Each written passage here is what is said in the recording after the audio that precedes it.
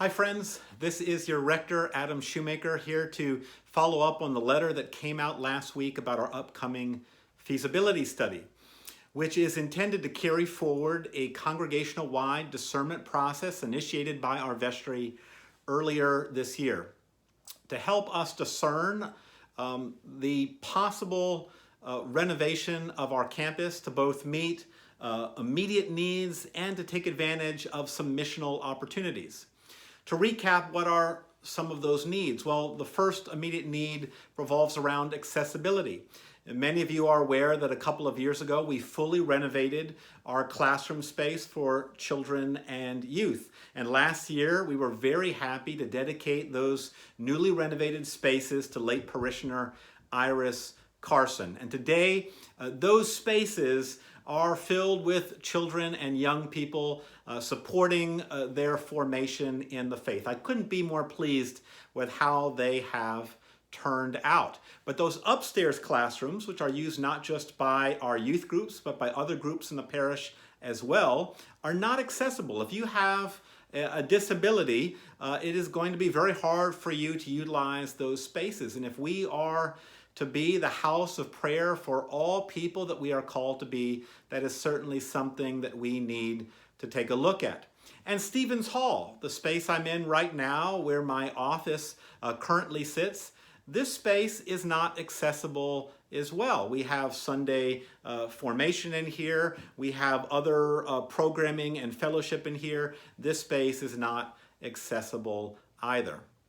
We also have a need for more meeting space that is more free-flowing and accessible. We can fit, now that my office has had to be moved in here to accommodate our growing staff, we can fit about 23, 24 people in our adult Sunday school class, and after that it's standing room only. And this space was tight before my office moved in here, and so it's even harder to have fellowship events, and so we need a more free-flowing, ideally more centralized fellowship space on our campus. We also need more office space and more unified office space. The office building that we currently use that sits behind the church, that was designed for one priest and one lay staff person. That simply does not reflect our staffing structure today. And while this office that I have used the last couple of years has been adequate on a temporary basis, I do not believe that it is in the best interest of the parish to have the rector, whoever that rector may be detached from the main office building. We've also heard from many of you about needs for more space for a variety of critical ministries in our parish, like our altar guild, like our music ministry, like our flower guild. And we've heard also from members of our choir and our organist and choir master Wayne Helmley about some ideas that can help make the space for the choir in our church more functional. And then there's a missional opportunity if we were to repurpose the 54 Society Street property that the church owns, that Stevens Hall sits in and that my family currently lives in. If we were to use the entirety of this building, we might be able to carve out an apartment for a future Episcopal chaplain to the College of Charleston. This is something that we have begun to talk about and hear about from the diocese and our Bishop Ruth Woodliff Stanley.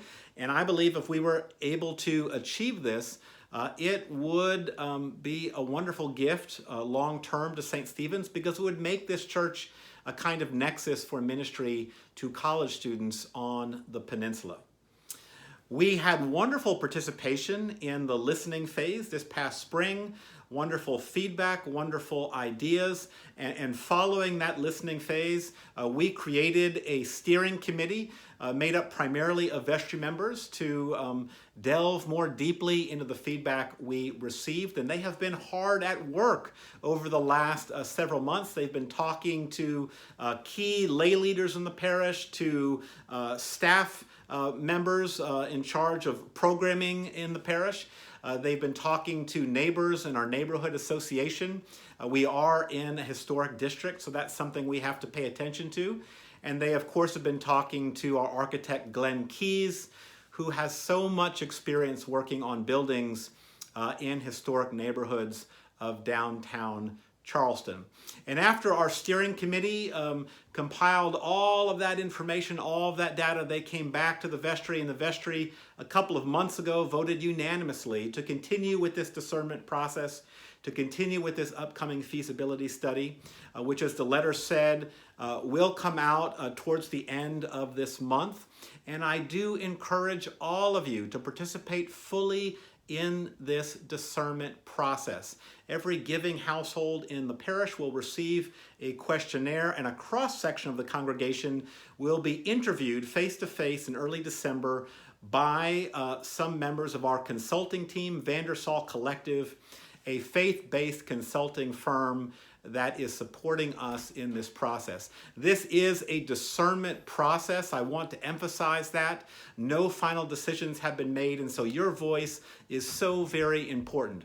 Please do let me know if you have any questions. Please let vestry members know if you have questions and wonderings.